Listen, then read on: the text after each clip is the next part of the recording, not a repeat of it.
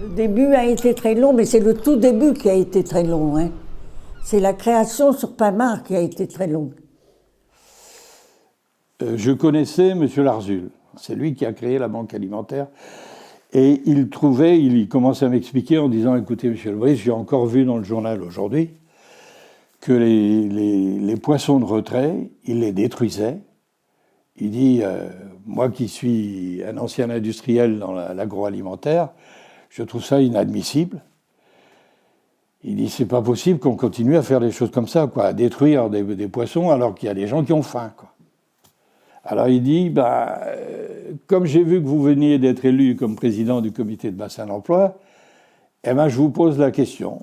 Et vous êtes capable de faire quoi? J'ai dit, ce que je peux faire, c'est pour vous présenter quelqu'un qui a de très bonnes idées. C'est Émile Guéguin. Et Émile s'est dit, le poisson c'est bien, mais on ne peut pas le donner comme ça, quoi. Il faut quand même qu'on trouve une solution pour que le poisson soit prêt à manger. Bon, donc on l'a fait. Émile va rencontrer beaucoup de gens, hein, mais ceux qui vont adhérer, c'est donc la Banque alimentaire, tout de suite, puisque M. Larzul était là. Il a réussi à convaincre aussi la banque, le Secours populaire, hein, qui a adhéré tout de suite, et le comité de bassin d'emploi. Voilà les trois créateurs des paniers de la mer. Et après, il a fallu, alors là, j'ai participé aussi avec Émile quand même à trouver des personnes pour travailler, quoi. Parce que c'est pas tout, mais avoir un local et un professeur, c'est bien, mais il vaut mieux avoir des élèves aussi. Donc là, on a participé. Là, j'ai participé avec Émile pour trouver des gens qui acceptent des gens sans travail, quoi, qui acceptent de venir apprendre à travailler le poisson. Mais personne ne faisait de l'insertion. Hein? Eh bien, l'insertion, le conseil général, dans les CLE, il se demandait quoi faire avec les gens du RMI, quoi. Petit à petit, Émile a ajouté une chose avec laquelle M. Larzul était tout à fait d'accord aussi, c'est qu'en tant que comité de bassin d'emploi, on avait aussi une capacité dite de formation. Le truc, c'est d'apprendre à des gens à travailler, des gens qui sont au chômage, à apprendre un métier. C'est-à-dire qu'on a ajouté l'idée qu'on pouvait aussi former les gens au CAP, et du coup, on a eu un peu les fonds, on a eu un peu tout ça. Grâce à ça, ça permet de donner à manger aux gens qui sont dans le besoin. Voilà, c'était ça au départ. Donc, pour donner à manger aux gens qui ont besoin, il faut une association. Et disons que la fiche technique, elle a été d'une certaine manière inventée par Émile, quoi. C'est lui qui a trouvé le cadre qui pouvait de créer cette structure que ni l'État, ni le Conseil général, ni personne n'arrivait à créer avant. Donc rien que déjà d'avoir trouvé ce cadre, c'est extraordinaire. Et il faudrait qu'il y ait vraiment partout où il y a des ports, il faudrait qu'il y ait, parce que partout il y a des associations qui donnent à manger aux gens. Donc le poisson, il est indispensable comme la viande, hein. Et ça ne peut que aller bien parce qu'on en a besoin. Voilà. Donc ça finit par se savoir.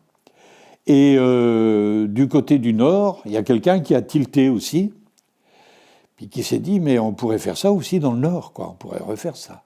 Au début, une seule structure, puis plusieurs structures, puis après aussi la structure de mise en place de la fédération. C'est ce qui a fait à la fin l'assise quand même du truc, parce qu'il y a des gens qui sont venus puis qui ont dit, mais si vous faites telle chose pour récupérer le poisson, l'Europe peut... Bon, voilà, ça c'est parti comme ça.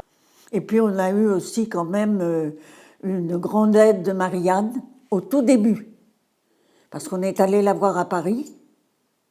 Elle a réussi à nous trouver un chèque de 100 000 francs. C'était des francs à l'époque encore. C'est comme ça que Marianne est venue au panier de la mer.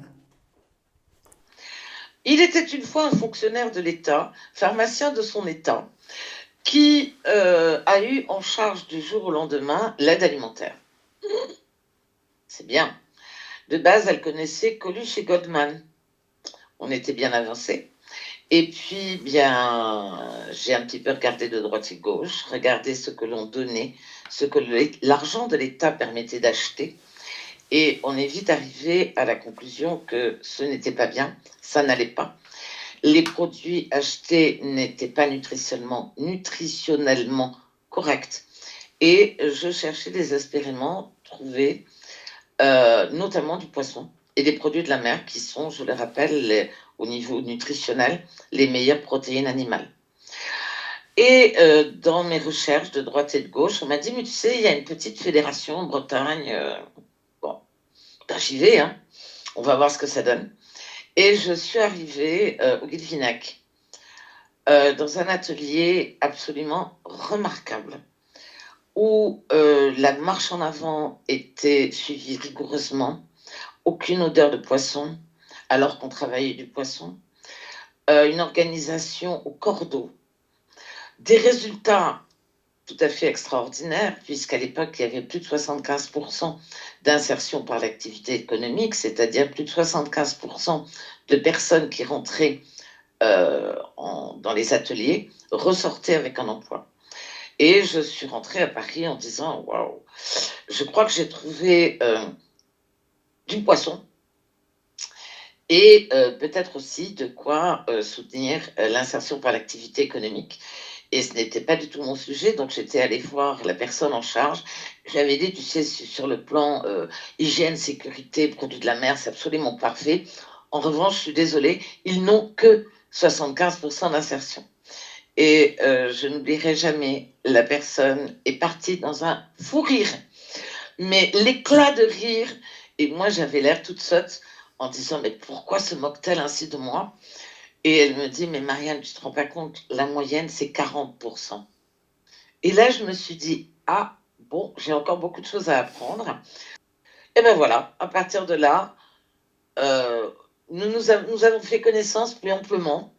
Et à l'époque, j'étais en charge des financements, donc j'ai proposé un premier financement à la fédération, puis un deuxième, et puis après un troisième avec une convention triennale. Et l'histoire est partie.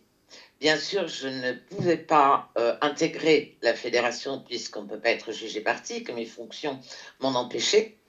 Mais dès que j'ai quitté les services de l'État, eh bien, je me suis empressée de rejoindre la fédération en tant que membre actif, puis membre du conseil d'administration, lequel membre du conseil d'administration m'a fait l'honneur de me nommer présidente. Voilà, une jolie histoire, hein?